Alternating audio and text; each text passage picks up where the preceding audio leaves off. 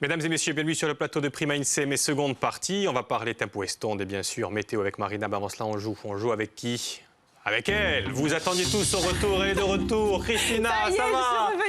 Je suis plus seul enfin pour faire le jeu. Comment allez-vous? Ça va, très très bien. Bon, tant mieux, tant mieux. Dopo 2 settimane di girandolera, sto di ritorno, abbiamo preparato una settimana dedicata a un matrimonio che sarà proposto la settimana prossima.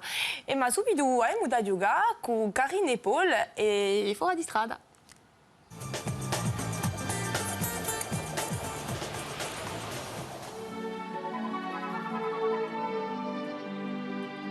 Quel étrange animal, cet hydre, sorte de dragon des marécages, tout droit sorti de la mythologie grecque, et qui possède plusieurs têtes de serpent. Elle ne crache pas de feu, mais ses morsures sont mortelles, car vénéneuses. Et surtout, les têtes ont la capacité de repousser si on les tranche. De quoi terroriser des populations médiévales superstitieuses, dont la connaissance du monde se limitait souvent à leur vallée de naissance, et qui croyaient fermement à l'existence d'animaux fabuleux, de dragons et de démons. Pour elle, la petite baie de l'Ostricogni n'était pas cette crique paradisiaque que l'on voit aujourd'hui, mais la frontière avec un monde étranger, la porte d'entrée de toutes sortes de malheurs, de la guerre et des épidémies. Alors, ce sera ce soir à 21h45 sur nos antennes, bien sûr. La question est, où ils se trouveront ce soir? Paul et Karine, si vous avez la réponse, vous nous appelez au 0800 3 x 0900. Aujourd'hui, à gagner, un météo.clic, puisqu'on parle météo, comme tous les lundis, avec Marina et son invité. Et le petit traité des entrepreneurs corses d'aujourd'hui, à l'usage de ceux de demain. Un petit traité très utile. Oui, on avait reçu les invités, les auteurs de ce livre. Super, super cadeau. Allez, tempo estonde, c'est tout de suite. Bonjour les amis. Rebonjour Marina. Bonjour. Bonjour Christina. De retour. Eh oui. De retour. Ça nous fait plaisir. Ah, moi aussi. Bonjour monsieur. Bonjour. La météo du lundi me manquait. Oui, bien sûr. Et vous allez voir quelle météo. Avec, je ne sais pas qui est là. Je ne sais pas. On ne le connaît pas, un petit nouveau. Je ne connaissais pas. Enfin, si, on a le nom et le prénom, mais on a même plus d'infos que ça, il me semble. Patrick Rébillou, qu'il n'est pas. Ingénieur, météorologiste. Bien sûr. C'est un espion, ce mec. C'est un espion, je vous le dis, moi. Mais il est là puisque le sujet s'y prête, bien évidemment. Donc, les espions météo, les satellites. Puisque quand je commence mes bulletins, et vous le savez, ils commencent toujours par une image satellite. Alors, on va regarder l'image satellite d'aujourd'hui. Moi, je pense que Luc, Christina, vous pouvez l'interpréter facilement. On voit une nette perturbation. Hein. Évidemment. Bien joué. Il y a eu un briefing. Il y a eu un bon briefing avant. Oui, là, oui. C'est une belle descente d'air froid. Voilà. Voilà, surtout. Voilà. Donc, on voit une perturbation, l'air froid qui descend. On sait, par rapport à cette image satellite, en tout cas, que je vais vous annoncer, par exemple, pour cet après-midi, un régime d'averse, un vent qui se renforce, les températures en nette baisse, hein, puisqu'on va perdre 5 à 6 degrés par endroit. Cette image satellite nous parle. Mais comment on a obtenu cette image satellite? On l'a obtenue par des satellites. On est bien d'accord? Oui. Des satellites avec un satellite météorologique. Oui, mais associé à un instrument qui s'appelle le radiomètre. Oui. En fait, on a tendance à croire que c'est des photos, mais ce n'est pas des photos. C'est quoi, en fait, Patrick? Des images. C'est des images, oui. On appelle ça image satellitale. En fait, ça mesure du rayonnement. Donc, dans plusieurs canaux, ou le visible, ou l'infrarouge, ou la vapeur d'eau. Et après, il y a un traitement. Et ça restitue une image qu'on peut interpréter. Mais en fait, c'est pas une photo. C'est recomposé par la suite. C'est recomposé, c'est une analyse de rayonnement. Et voilà, donc, on a vu d'ailleurs une photo, hein, la photo du satellite, hein, comment il se présente. Donc un satellite artificiel, bien sûr, qui est composé de tous ces instruments dont vous nous parliez. Et ces satellites maintenant sont de plus en plus performants, de plus en plus aboutis. Et ils nous donnent des informations de plus en plus précises, notamment sur les précipitations, sur le brouillard, sur les nuages, mais pas que. Pas que. Alors en fait, il y a deux satellites, il y a le géostationnaire et le défilant.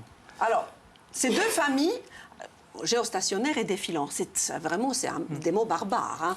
Pourquoi on les pas très partage barbare, en fait. Pourquoi on les partage en deux familles comme Bon, ça, ça? c'est parlant quand Non, même. parce que le géostationnaire, il est toujours au même endroit, mais il est à 36 000 km d'altitude. Donc il est moins précis. Donc les instruments qu'on peut utiliser sur le géostationnaire, ce pas les mêmes que les instruments qu'on met sur le défilant, qui est beaucoup plus bas, mais qui tourne, on va dire, il passe près des pôles. Il a combien le défilant? Il a 1005? 800 km. Ah, 800 km. je pensais Et 1005. donc là, on a des sondeurs, des imageurs qui peuvent utiliser, alors c'est un peu technique, jusqu'à 8000 canaux dans l'infrarouge, etc.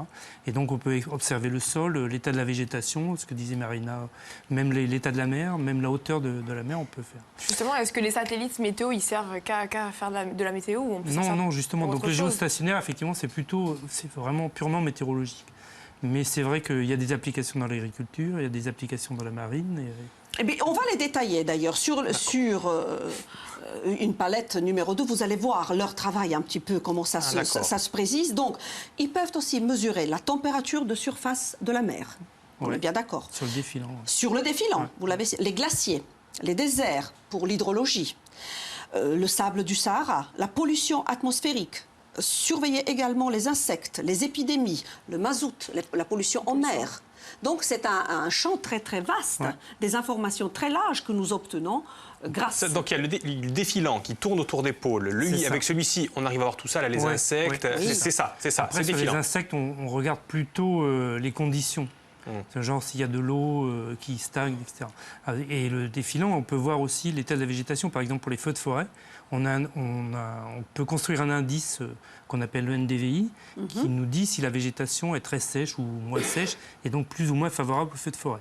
Après, ce qui est intéressant, c'est que le géostationnaire, là, c'est ce qu'on voit sur l'image, le géostationnaire, il est toujours au même endroit. Donc il faut plusieurs satellites. C'est-à-dire qu'il est au-dessus de la France? Il est constamment au-dessus de la France? Il est au-dessus de l'équateur. Au-dessus de l'équateur. Mais bon, comme il est très haut, il voit large, donc il voit jusqu'à 70 degrés. Et donc il y a plusieurs satellites géostationnaires côte à côte qui permettent d'avoir une image complète du globe. D'accord. Et ce qui est bien, c'est que comme il est toujours au même endroit et qu'il y a une image tous les quarts d'heure, on peut faire ce qu'on vient de voir en début, c'est-à-dire une animation. Et avec cette animation, donc finalement, on peut même faire de l'interpolation, c'est-à-dire que un quart d'heure avant le nuage est là, un quart d'heure après il est là, et on peut dire si ça continue comme ça, on l'a dans une heure et voilà. Donc c'est le géostationnaire qui nous fait cette photo satellite chaque jour. C'est le géostationnaire qui fait celui-ci. Ce film. Ce film. Justement, c'est la nuance entre la photo et le film. Alors vous avez cité la France, mais il n'y a pas que la France qui lance et qui place ses satellites. On a la Chine, les États-Unis, la Russie. C'est un joyeux bordel dans l'atmosphère. Et là, les informations se croisent ou pas Non, elles s'associent. Non, justement, c'est des bandes successives, c'est comme ça. Vous voyez, donc là, on les voit très bien, justement, ces pays qui... Et on voit le défilant. Pour répondre à Luc, on voit la flèche là, qui c'est tourne. récent, c'est 1960, les satellites Alors, le premier, c'est le Tyros 1. Le Tyros 1, effectivement, il a été lancé en 1960, mais les résultats étaient tellement mauvais, l'image était quasiment inexploitable. Il y a eu un en 1959, mais comme on dit encore, si ça fait une mangiata d'un autre nom. Donc il a servi à rien. Mais 1960, c'était vraiment les premiers, et ensuite, ils sont devenus de plus en plus performants, de plus en plus aboutis. En plus, il y a eu des gros progrès sur le traitement de l'image. Par exemple, là, on a une image tous les quarts d'heure. Ça semble facile, mais c'est exceptionnel. C'est pratiquement en temps réel, Moi, quand j'ai commencé la météo, on avait une image toutes les heures. Il n'y a pas longtemps que j'ai commencé. Mais du coup, c'est un véritable progrès, j'imagine, pour la prévision météo. Et notamment parce que ça permet de donner aussi des informations aux modèles numériques. Les modèles numériques de prévision du temps, ils ont besoin d'un état de départ le plus complet possible. Et donc, par exemple, sur tout l'hémisphère sud, il y a peu de données. Il y a beaucoup d'océans. Et donc, là où il y avait des déserts météorologiques en termes de données, les satellites arrivent à en fournir. Donc, on a un meilleur état de départ et donc on aura un meilleur résultat après. Parce que si j'ai bien compris, Marina, excuse-moi, mais donc il y a des modèles météorologiques, c'est-à-dire qu'à partir d'un début, là, comme ça, vous faites toute une histoire, c'est comme ça? Et vous avez combien de modèles en stock, Météo France? Il y en a plusieurs, ça dépend de ce qu'on veut faire. Mais Météo France, on a le modèle arpège, qui est un modèle étiré, et un modèle à maille très fine, qui est arôme. Voilà. Et après, il y a un modèle européen qui est CEP. Après, il y a les modèles aux États-Unis, il y a des modèles japonais. Voilà. Oui, parce que chaque pays a son modèle, en fait. Bien sûr, et nous, alors, dans la classification, on a des bons modèles. On est excellent. Très, très bon. Excellent. Bien entendu. Excellent. Non, ce qu'on peut dire, en tout cas, Luc, c'est que le produit, entre guillemets, que l'on reçoit par rapport à un satellite est 2,5 fois supérieur aux informations, on va dire, terrestres. En tout cas, les prévisions classiques. Ouais. Et alors, ce qui est bien, c'est que d'ici 2018, même sur des géostationnaires, il y a de tels progrès sur les imageurs, sur les capteurs, c'est qu'on va même pouvoir faire des sondages de température. Donc actuellement, on lance des ballons pour connaître le profil vertical de température 2 fois par 24 heures. Là, on peut imaginer qu'on va avoir en temps réel, enfin pas en temps réel, de manière relativement continue en tout cas, des idées du profil vertical de température sur tout le globe. Et donc, du coup, il va y avoir un saut dans la modélisation. On va avancer. En tout cas, à courte échéance. Et au lieu d'images tous les quarts d'heure, on pourra peut-être les avoir toutes les 2 ou 3 minutes ou les 5 minutes. Peut-être on peut gagner ça aussi, mais c'est surtout sur le nombre de paramètres qu'on va pouvoir mesurer. Et le centre de la météorologie spatiale, en France, il est où? À Lannion. À Lannion. À Lannion. Et ça s'appelle donc le CMS. Oui, j'ai une photo? Non, parce que je voulais savoir, pour nos téléspectateurs, préciser que nous avons... C'est les Côtes d'Armor, c'est les Côtes d'Armor pour situer Lannion, exactement. Il est le plus à l'ouest possible. Oui. Il y a un tweet qui est passé, on va le remettre parce que ça te titillait. Ça titille aussi Jean-Marc S, j'ai l'impression. Il ne servent réellement qu'à la météo, ces satellites. Acqua in bocca, on peut se dire trop nom. En tout cas, les défilants, on a vu qu'ils ne servent pas qu'à la météo, ils servent à l'agriculture. Enfin, il y a plein de domaines d'application. Après, le géostationnaire, je pense qu'il est purement météorologie. En tout cas, si la question... Je pensais que c'était à autre chose qu'ils pensaient. Je ne peux pas vous voir sur la plage. Comme on dit James Bond, c'était pour ça, je pense. Bien sûr, mais c'est Soyons clairs, je ne peux pas vous voir avec mon géostationnaire. Peut-être le défilant. Le nombre... Méfiez-vous. Ah oui, justement. Le nombre des utilisateurs, vous le pensez bien, il est grandissant chaque jour. Il n'y a pas que nous qui utilisons ces images satellites. On a aussi la Marine nationale, les navigateurs, les pêcheurs, les plaisanciers, bien évidemment. Et tous ces satellites autour de la Terre, on se demande... où ils partent, qu'est-ce qui leur arrive lorsqu'il y a des débris, parce que ça crée un peu les embouteillages. Le géostationnaire, il tourne. Puisqu'il est en équilibre, il n'y a pas besoin d'énergie pour le faire tenir. Mais on sait très bien parce qu'on a vu un film. Oui, comment il s'appelle ce film déjà là, dans l'espace? Gravity, on voit qu'il... pas vu, moi. Non, mais honnêtement, c'est vrai que c'est un véritable problème, paraît-il. Tous ces satellites qu'il y a, ces satellites morts, c'est vrai ou pas? Il y a déjà eu des accidents. Il y a déjà eu un satellite de Météo France qui a rencontré un autre satellite. Je pense qu'au bout d'un moment, il y aura tellement de débris qu'on n'est pas à l'abri de collision. Mais en tout cas, à partir du moment où ils vont franchir, où ils vont rentrer dans l'atmosphère, ils vont se désintégrer. Il n'y a pas de danger, en tout cas, au sol. Oui, mais on pollue quand même l'atmosphère. On la pollue en lançant tant de satellites. Certainement. Vous avez vos propres satellites à Météo France ou vous les partagez? Comment ça se passe? C'est des programmes européens. De toute façon, toutes les données sont mises en commun. Donc sur l'Europe, il y a Eumetsat qui fait ça. Donc Météo France, on a Météosat seconde génération.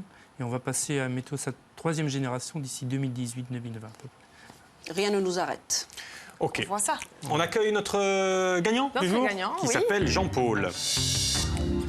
Jean-Paul, bonjour. Bonjour Jean-Paul. Bonjour. Bonjour. Vous nous appelez d'où? De la Penne-sur-Yvonne, à côté d'Aubagne. J'ai déjà gagné au printemps. Là. Ah. Et voilà, je regagne maintenant. Un fidèle téléspectateur. Ouais, fidèle, tous les jours je regardais, surtout Fora Distrate, donc là j'étais vraiment dans l'émission. C'est une très belle émission, vous allez être gâtés ce soir avec de très très belles images encore. Oui, j'ai déjà vu hier, mais puis je regarderai encore. D'accord. Alors quel temps fait-il du côté de chez vous? Puisqu'on parle météo. Pas le matin, un peu. Il fait froid, on le ressent. Alors la réponse... Qu'est-ce que vous faites dans la vie? Je me souviens plus, j'ai pas la mémoire. Jean-Paul, vous faites quoi dans la vie? Jean-Paul, on vous a perdu? Attendez, comme là, pas perdu, là, mais j'ai entendu le son de la télé, le téléphone. Qu'est-ce que vous faites dans la vie, Jean-Paul? Je suis à la retraite, j'étais taxi avant. Et maintenant, je suis à la retraite. Quel est votre rapport avec la Corse, alors? Parce que j'entends un accent vraiment du sud, pour le coup. On y va souvent. Un amoureux de la Corse. Donc, j'ai un peu de famille du côté d'Afaspe. Ouais. Et voilà, un peu Bastia aussi. Mais parce que toutes les années, on y va une quinzaine de jours. Quoi. Donc vous êtes un amoureux de la Corse qui regardait Viasté, là, chez vous. C'est super, ça. Ça nous fait très très plaisir. Alors, le Fora Distrate de ce soir, où sont Karine et Paul? À l'Ostriconi. À l'Ostriconi, bravo, c'était la bonne réponse. On vous envoie tous les cadeaux. Merci. Et même un de plus, parce que franchement, ça se mérite. Luc est généreux, c'est bientôt Noël. Bonne continuation. Merci Jean-Paul. À une prochaine. Tu voulais rajouter quelque chose, Marina? Bien évidemment, faire une petite annonce, puisque lundi prochain, d'abord, je remercie Patrick, nous recevons Joël Collado. France Info, France Inter, La Voix. Puis une The émission Voice, spéciale. The Voice. Oui, bien sûr, une émission spéciale, on y consacre tout le prime, quasiment. Du coup, il ne revient pas, Patrick, alors il est privé, Il le verra après. privé de prime. Nous irons avec Joël à Météo France également. Mais on va parler bien évidemment de la COP 21, puisque le 30 novembre, c'est le premier jour de la COP 21. On va parler aussi de sa carrière, puisque c'est un futur jeune retraité.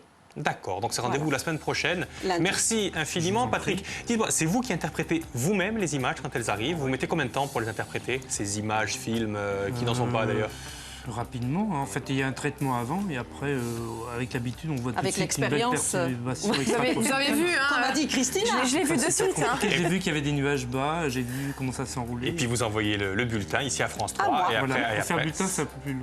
un peu plus long. Bon, merci en tout cas infiniment. Merci Patrick. beaucoup. Marina, on se retrouve demain côté cuisine Oui. pour une nouvelle recette. Super. Et nous, on se Et nous, on retrouve se demain, retrouve après demain, oui, avec Diago Moutière demain. Oui, super, super. Très très bonne invité. Ciao. Allez, passez donc une excellente après-midi et à demain en demain. direct, hein, comme chaque jour. Ciao, ciao.